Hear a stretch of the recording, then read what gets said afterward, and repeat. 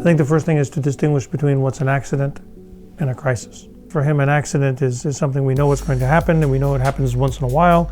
We know what to do when it does happen, and we're kind of ready for it, even if it's tremendously tragic, like an airplane crash or something. A crisis is different in that we really don't know what's happening.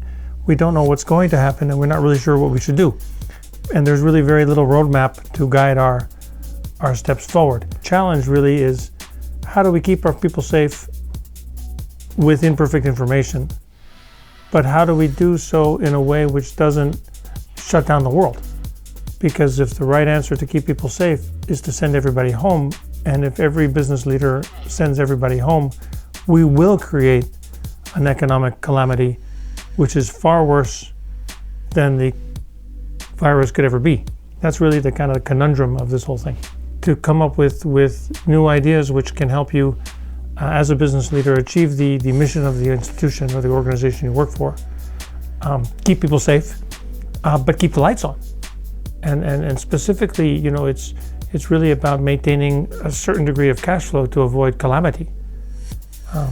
Now, in that context of all that, there's clearly a supply chain issue, which is where are the stuff we use for our products and services coming from. You will have supply chain interruptions.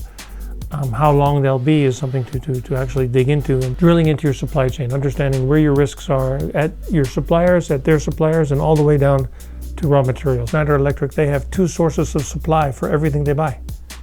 A big factory in China and a little one somewhere else. So they're ready for a disruption coming from China, even though they were not planning on a coronavirus, but they are resilient enough to withstand it. So I think this is sensible. Taking steps to protect frontline workers. If that means giving them masks, does that mean putting small plexiglass barriers, putting in a hotline with someone who knows what they're doing to ask 3 or 4 questions? Are the frontline people safe? If someone gets sick on the front line, will they call in sick, or do they not get paid if they get sick? In which case, maybe you need to relax your sick leave policy so people who are ill can feel they don't have to come to work. And to me, these are the kinds of things that companies can come up with. In the middle of this situation, it's about flexibility, adaptability, creative thinking, and moving quickly. Getting ready for the next situation, it's about scenario planning and really building resilience into the fundamental business model, which might mean going away from this hyper lean, hyper efficient model that we've had in our head for the last 20 years. Preparedness, or even resilience, is about building into the organization and into its systems and processes and decisions enough strength to withstand stuff that we know is going to happen sooner or later. The World Health Organization ran, the guys who know about this stuff have been expecting one of these for a while. Business leaders typically don't think about the unexpected.